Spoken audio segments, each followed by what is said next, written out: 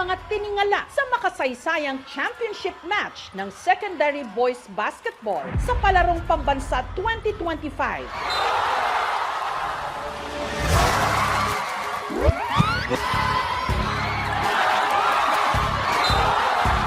Ang kanyang trademark dunks. Ang siya raw alas ng Davao Region. Ang rising basketball superstar ng Mindanao, ang 6'4" na si Rene Clerk Bobet Baterbonia. Dahil sa kanyang husay sa hardcourt na iuwi ng Davao Eagles ang kauna-unahan nilang kampyonato sa Palarong Pambansa. 2025 Palarong Pambansa, second time boys, first place, Ateneo de Davao University. Habang si Rene itinanghal na MVP o Most Valuable Player. Gumawa kami ng history sa Davao Region na champion. Siyempre, masaya ako. Masaya kaming lahat as a team. Simula pa lang ito ng pag-abot ng batang basketbolista sa mas matatayog pa niyang mga pangarap. Dahil sa pambihira niyang galing sa ring, nirecruit siya para maglaro sa Ateneo Blue Eagles ng Ateneo de Manila University. Tingnan mo sabay te. Nito lang June 4, mula Mindanao, lumipad siya pa Maynila para mag-training. Present sa kanyang send-off ang ilan sa pinakamalapit sa kanya. Kabilang ang numero 1 niyang taga-suporta, ang kanyang nanay Bebet na nagpabaon sa kanya ng isang napakahigpit na yakap. Pagkaroon galit.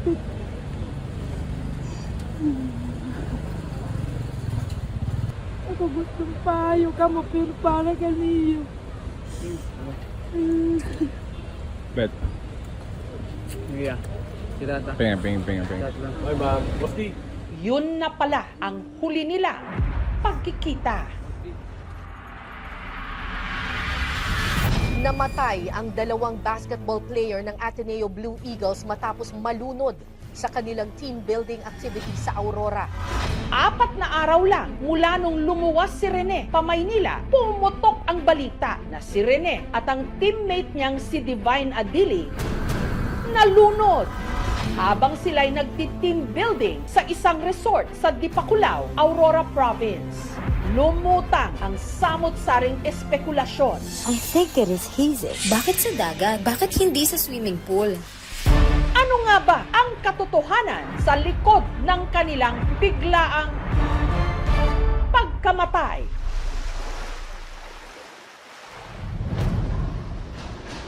Pasado 1:00 ng hapon nitong Martes, dumating sa Maynila ang pamilya ni Rene.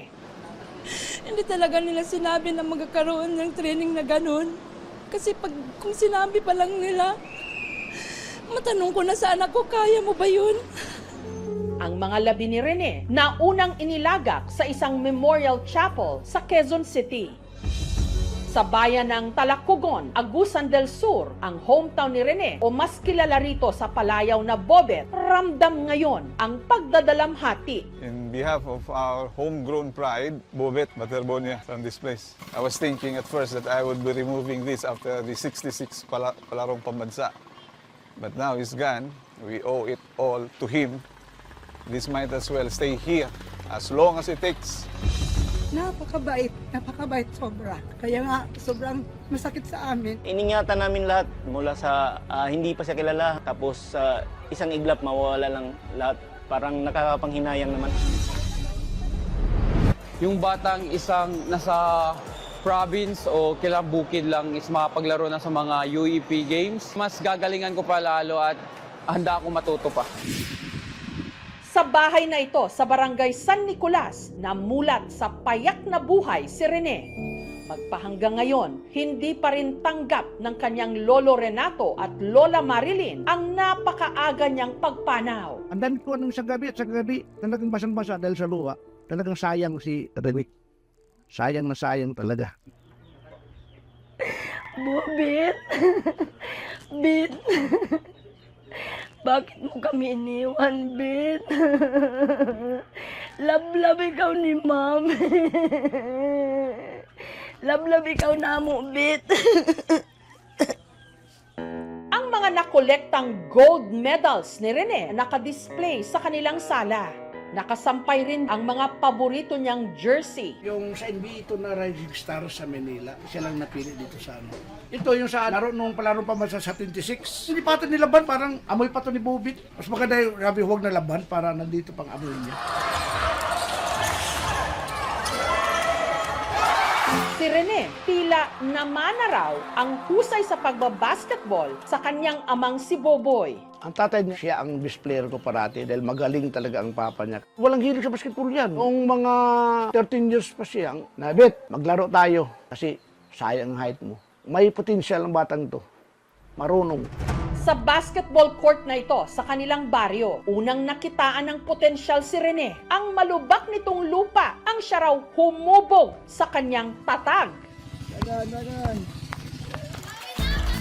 Sa basketball rin namang ito, nagawa sa kahoy, una raw inaral ni Rene ang kanyang signature dunk. Itong ring na to, dinadunk ko ito ni Bobit. Minsan, nagigiba.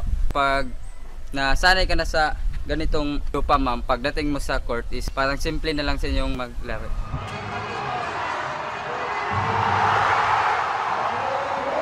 Hanggang sa sumabak na raw siya sa mga paliga sa kanilang bayan. Kahit saan, pupunta kami. Mag-ano kami na sasakyan, kahit magastos. Pag nakahaw kasi na bola, nakasyat sa mga tao, tatayo, palakpak, sigaw. Kaya labis-labis daw ang saya ni Lolo Renato nang nalamang sasabak sa UAAP ang kanyang apo.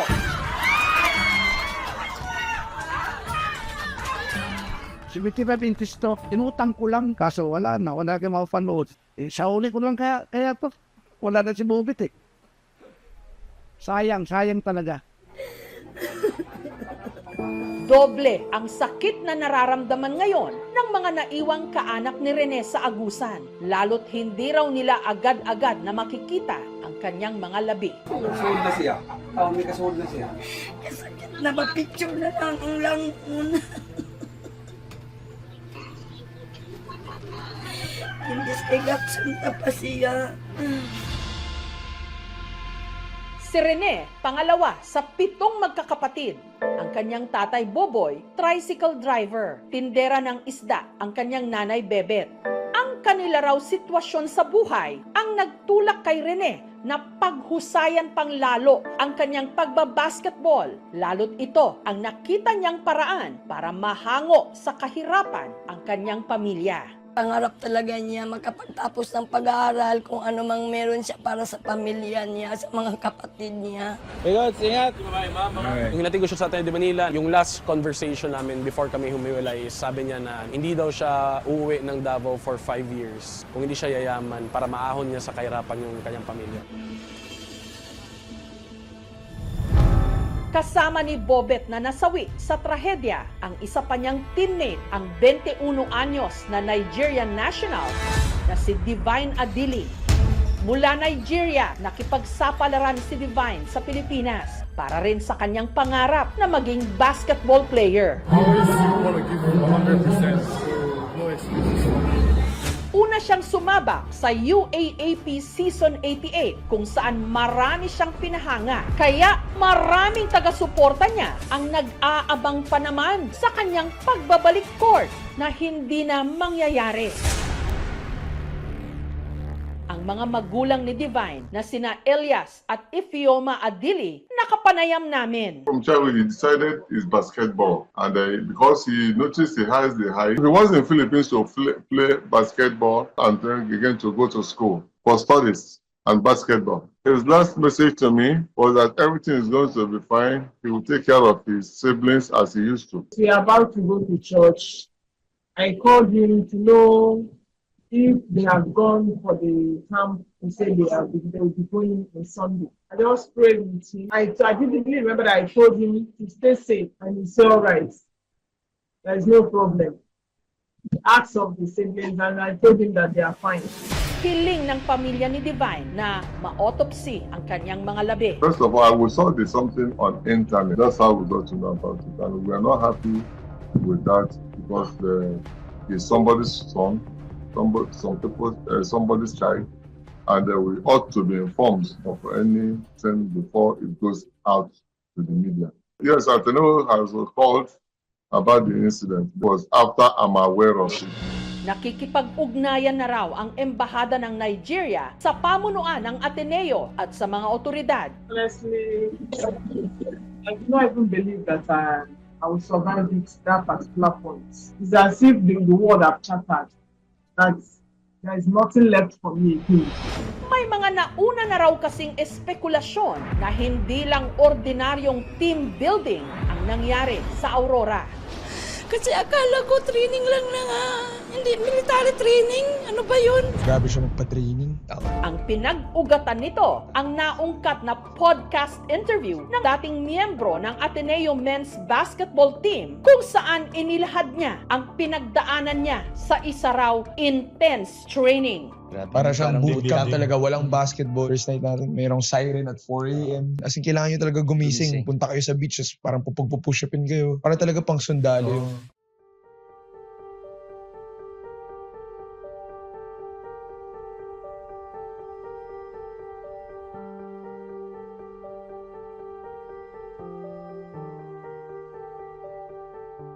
Ipinagtataka naman ng pamilya ni Rene, paano raw ito nalunod, gayong marunong daw itong lumangoy. Dito sila naglalaro, naliligo. 20 meters may yan. Laking pagtataka rin nila kung bakit patuloy pa rin di umano ang tinatawag na boot camp, gayong may mga muntikan na pala noong maaksidente. Through the years, parang ini-improve daw nila na parang mas safe. Kahit since 2017 until now, every year daw nila ginagawa pero first time daw to na may mga namatay.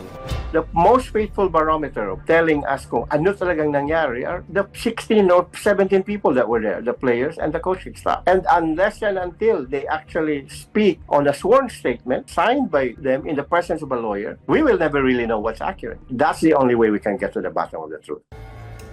Nitong Miyerkules, matapos ang closed-door meeting ng pamilya at pamunuan ng Ateneo University Athletics Office, humarap sa media ang pamilya Baterbonia. Nag-usap kami kanina and then may mga sinabi sila na ganyan yung nangyari. Sinabi ko na may kulang sa explanation nila. So 40 daw yun nangyari. Naahon daw yung anak ko 30 minutes. Nabalitaan nila ako is 1 hour pa. Sabi lang sa akin nga, si Rene, na-aksidente po siya, nalunod. Mula noon, wala nang info sa akin. Ba't hindi sila sa mo aba? Communicate nga to. Tita na niya nag-send sa ako kuan ka ng picture or video nga. Patay na ako ang anak. Pinuntahan ng aming team ang resort sa Dipakulaw sa Aurora kung saan nag-training at nalunod ang mga biktima. Tumangging magpa-interview ang pamunuan ng resort pero ayon sa nakausap ng aming team, lubha raw talagang napakadelikado ang dagat sa kanilang lugar. Susubali po kasi yung mga dayo po na natatapat sa ganun. Nilalabanan mo nila, gusto nila talaga makabalik sa pangpang.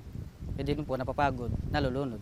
Ayon naman sa isinagawang investigasyon ng PNP, napag-alaman na ang ikinamatay ng mga biktima asphyxia by drowning. Ibig sabihin, kinapos sila ng hininga, sanhi ng pagkalunod.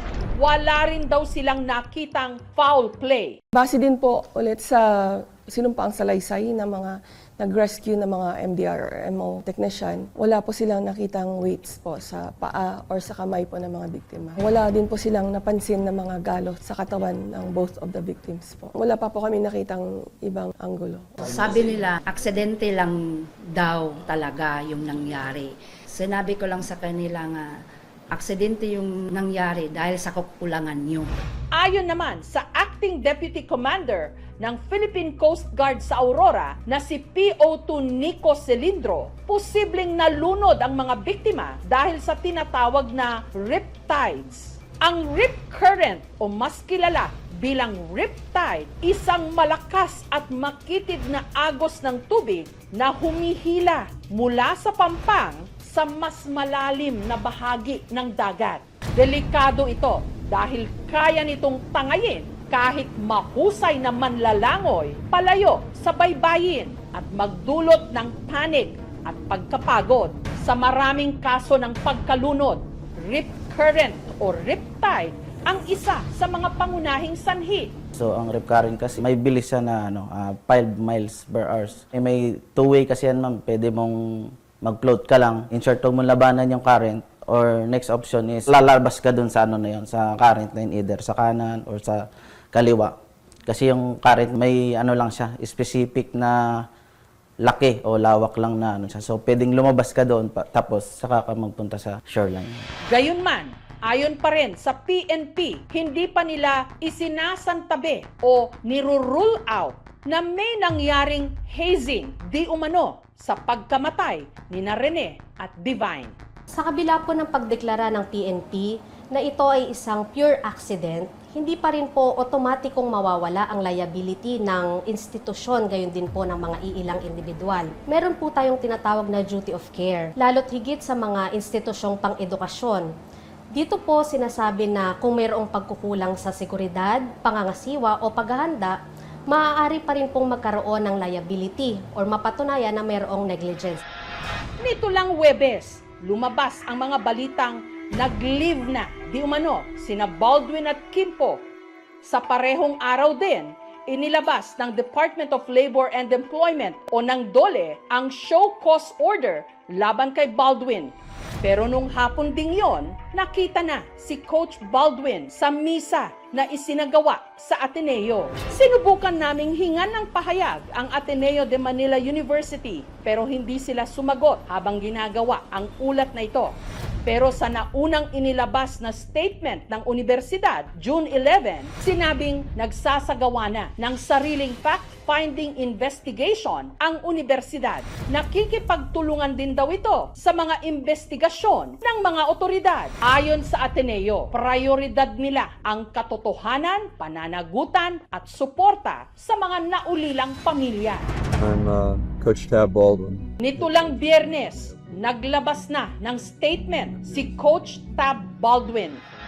I'm here this morning to speak to the families of my two basketball players, Divine Adili and Rene Barbonia. Yes, as a coach, I lost my boys too. Never again would I be able to help them develop into the basketball player they wanted to be, to help them grow into the young man that they promised that they could be.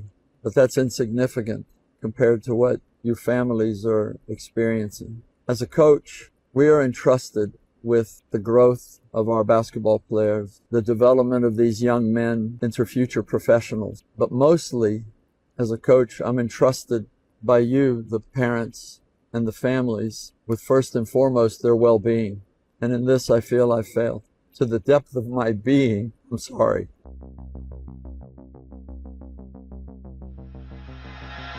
Di mo madadala sa apologies ang kamatayan ng anak ko. Huwebes ng gabi, sakay ng private plane, inilipad ng pamilya Baterbonia ang mga labi ni Rene pa Davao. Dito sa Ateneo de Davao Senior High School sa Bangkal Campus, kung saan siya nag-aral ng senior high school, pansamantalang ibuburol si Rene. Na-idol ko si Rene at pagkamatay niya, hindi ko na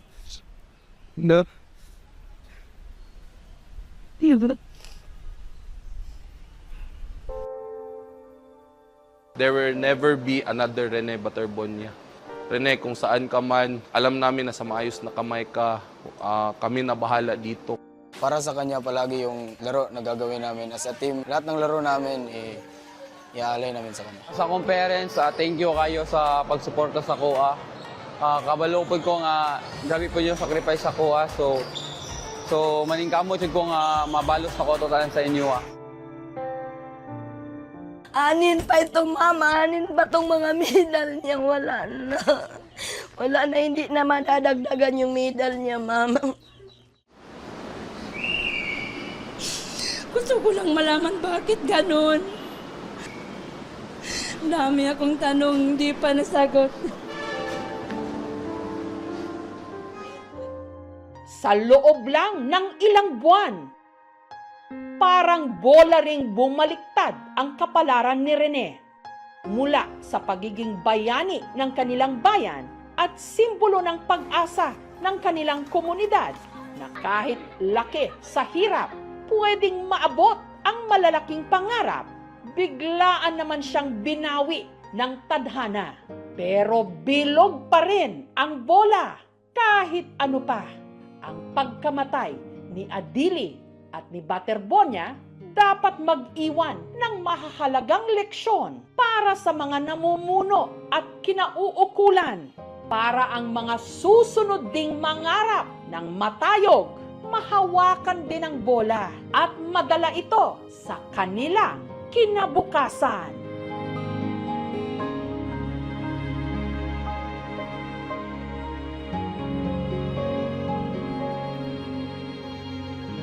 Ako si Rene Clerc Baterbonia, usa ka proud Agusanon athlete, and I believe talent and hard work can open doors to greater opportunity. Just a kid with a big dream. Pagtanong.